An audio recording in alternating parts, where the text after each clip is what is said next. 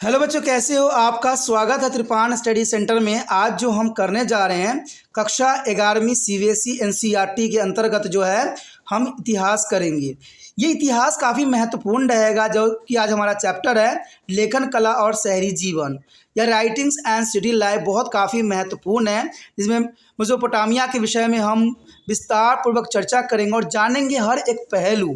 और ये टॉपिक कई मायने में हर एक क्लास के बच्चों के लिए महत्वपूर्ण रहेगा, चाहे वो सीबीएसई के बच्चे हो, चाहे नेक्स्ट के बच्चे हो, चाहे यूपी बिहार बोर्ड के बच्चे हो, इवन कि जो कंपटीशन तैयारी करते हैं उनके लिए भी ये काफ़ी महत्वपूर्ण रहने वाला है। लेकिन आपको पता है, क्वेश्चन करने से पहले एक बात जो मैं हमेशा कहता हूँ, जिसको आपको सोचना भी चाहिए, विचार भी करना चाहिए और इवन अमल भी करना चाहिए, वो ये है कि जब भी वीडियो देखिए पूरा देखिए, क्योंकि अधूरा जानकारी सदैव खतरनाक होता है। साथ में एक इंपॉर्टेंट बात ये भी रहता है, अगर आप पहली बार वीडियो देख रहे हो तो लाइक शेयर सब्सक्राइब करना मत भूलना, क्योंकि दोस्तों लाइक कीजिएगा तो बनाने वाले का मनोबल बढ़ता है, सब्सक्राइब कीजिएगा तो इससे ये होता है कि जब भी मैं कोई वीडियो डालूंगा उसका नोटिफिकेशन आपको समय रहते मिल जाएगा। और देखिए, शेयर का मतलब ये होता है कि आपके थ्रू न जाने किन बच्चों को हेल्प मिल जाए, ये आप भी नहीं जानोगे, इसलिए जो है आप शेयर जरूर करो, ठीक है। व्हाट्सएप स्टेटस पे भी लगाओ। दोस्तों एनएसएस सेंटर जो है कई मानने में बहुत से बच्चों के लिए हेल्पफुल है, चाहे वो 8th क्लास हो, 9th 10th 11th 12th हो, चाहे वो एनआईएस बोर्ड के बच्चे हों, ठीक है, चाहे बीए एमए के बच्चे हो, सभी क्लासों के लिए कुछ ना कुछ जो है त्रिपाण एनएसएस सेंटर में उपलब्ध है। तो इसलिए आपके लिए ज़रूरी है कि आप सब्सक्राइब करके इसको चैनल को जो है सेव कर लो, नहीं तो बाद में अगर रिसर्च करोगे तो शायद आपको ये चैनल प्राप्त ना हो।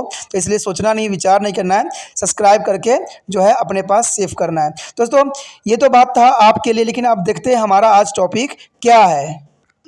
According to the chapter here, writings and city life, there is the most important class 11 history chapter. The next question is most important here. Write in a verb about the importance of southern and northeast region of Mesopotamia. It's important. Write in the verb about the importance of southern and northern east region of Mesopotamia. This is the most important questions here. Mesopotamia's southern region is a desert. Mesopotamia's southern region is a desert, but the rivers of Euphrates and the Tigris support the city of life here. You know that the southern region is a desert, but here life is possible. There is a support for the two rivers. Euphrates and Tigris is the most important rivers here, the support for the life here. And this river deposit there is a slide by the floodings in the regions and make the soil fertile. There is a floodings in the region and make the soil fertile. When the river Euphrates is entered to the desert, it is get divided into a small channel. Euphrates enter to the desert area, they are divided into the small channels, and this river channel provide to the irrigation facilities in the past. The river channel provide to the irrigation facility in the past. Crops such as the wheat, barley, peas, and lentils were growing here. And though there is did not be happen to the sufficient rainfall. You know that sufficient rainfall here. In the northern east region, Cyprus, there is a Cyprus goat where the grass is in the stable by the Mesopotamia as. This is important. There is a northern region, the shepherd is goat. In this region, milk, bulls, and meat was produced in a bulk. There is a region, the milk, bulls, and the meat they are provided in the bulk. And fish was also available in the plenty. And date palms provide to fruit in a summer.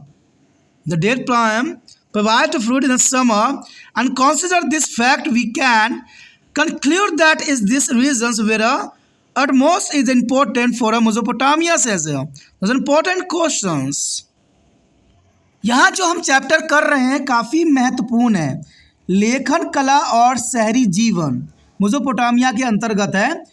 तो यहाँ पर जो हमारा अगला question आया है जो काफ़ी महत्वपूर्ण है, हम यहाँ पर कुछ क्वेश्चनों को जो है प्रकाश डाल रहे हैं जो एग्ज़ाम व्यू से काफ़ी महत्वपूर्ण है।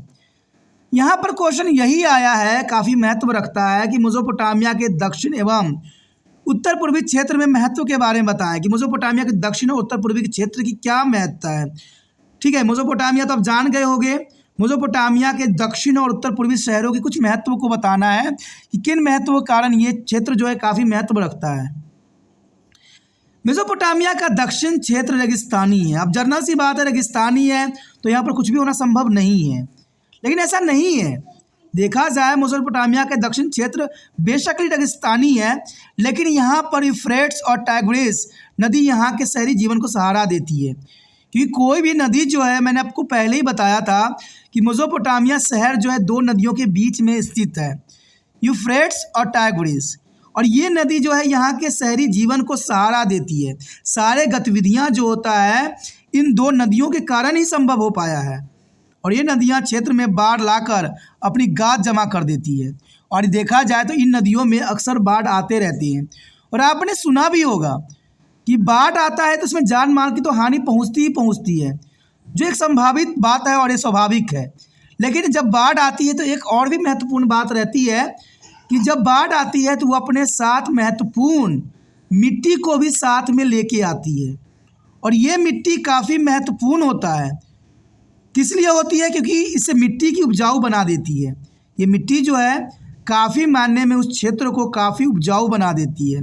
इसलिए जब बाढ़ आती है तो अपने साथ गाद लेके आती है। और यही बात यहाँ पर मेसोपोटामिया के क्षेत्रों में भी देखने को मिला, जो कि यहाँ के शहरी जीवन के लिए दो नदियाँ जो है सहारा प्रदान करती है, यूफ्रेट्स और टाइग्रिस नदियाँ। कहते हैं जब यूफ्रेट्स नदियाँ रेगिस्तान में प्रवेश करती है तो यह छोटे छोटे चैनलों में विभाजित हो जाती है। यानी ये काफ़ी महत्वपूर्ण बात है कि जब यूफ्रेट नदियाँ रेगिस्तान में प्रवेश करती है तो ये छोटे छोटे चैनलों में विभाजित होती है। अब देखिए दोस्तों, चैनल में विभाजित होने का मतलब है कि हर क्षेत्र को जो है पानी मिल जाता है और वहाँ पर कृषि करना बहुत ही स्वाभाविक बना देता है। तो इसीलिए मेसोपोटामिया जो है इतनी विकसित शहर था। रेगिस्तान होने के पश्चात भी यहाँ पर कोई चीज़ की कमी नहीं थी, क्योंकि ये नदियाँ जो है इनको सपोर्ट करते थे। और ये नदियाँ जो है छोटी छोटी चैनलों में विभाजित हो जाती थी। और ये नदी चैनल अतीत में सिंचाई की सुविधा प्रदान करती थी, जिससे यहाँ पर गेहूँ, जौ, मटर, मसूर जैसे फसलें बहुत आसानी से उगाई जा सकती थी। देखा जाए तो आप समझ सकते हो कि रेगिस्तान होने के पश्चात भी ये क्षेत्र काफ़ी फली फूली, क्योंकि यहाँ पर दो नदियों का सपोर्ट था और यहाँ गेहूँ, जौ, मटर, मसूर जैसे फसल उगाना आसान कर दिया, जो ये काफ़ी महत्वपूर्ण है। हालांकि पर्याप्त वर्षा नहीं होती थी। यहाँ पर देखा जाए तो पर्याप्त मात्रा में वर्षा नहीं होती थी, क्योंकि यहाँ पर सिर्फ यहाँ के जनजीवन जो चलती थी तो वही दो नदियों के सहारे चलती थी। यहाँ पर जो देखा जाए तो वर्षा की जो मात्रा है अपर्याप्त होती थी। कहते हैं उत्तर पूर्वी क्षेत्र में मेसोपोटामिया के जो है स्टोपी क्षेत्र में भेड़ बकरियाँ चराई जाती थी। यानी यहाँ पर भेड़ बकरियों के लिए काफ़ी स्थान जो थे, और इन क्षेत्रों में दूध, ऊन, मांस का उत्पादन बड़ी मात्रा में होती थी। यानी इन क्षेत्रों में दूध और ऊन का जो है बड़ी मात्रा में जो है उत्पादन होती थी। इवन कि देखा जाए कि दूध, ऊन के साथ साथ यहाँ पर जो है मछली भी प्रचुर मात्रा में उपलब्ध थी। तो देखा जाए दो नदियाँ थी तो दो नदियों में मछलियों का होना एक आम बात है। कहते खजूर गर्मियों में फल प्रदान करता था। और इन तथ्यों को ध्यान में रखते हुए हम निष्कर्ष निकाल सकते हैं कि मेसोपोटामिया के लिए क्षेत्र अत्यंत महत्वपूर्ण थे। तो आप समझ गए होंगे कि मेसोपोटामिया के दक्षिण एवं पूर्वी क्षेत्र की क्या महत्व थी। ये काफ़ी महत्वपूर्ण था वहाँ के जनजीवन के लिए। और कहते हैं जितनी सपोर्ट थी इन क्षेत्रों में थी।